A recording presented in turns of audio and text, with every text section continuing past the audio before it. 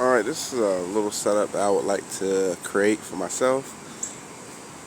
See, it's a double axle, not too big, so I won't have to worry about turning too much. Let's see what we got. So extra bleach, extra gas. We got 2 Legacy hose reels, a fire hydrant hose.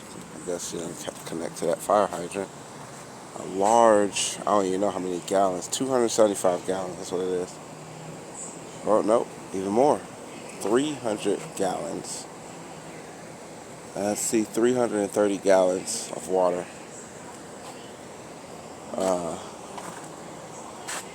Maybe more, probably can hold more. And then you got a hot water exchange on the left. Looks like it's an electric start, battery, everything right there. You got his tools on the side, pump and everything right here. Starts up right here, and then I guess those are 2 fuel tanks.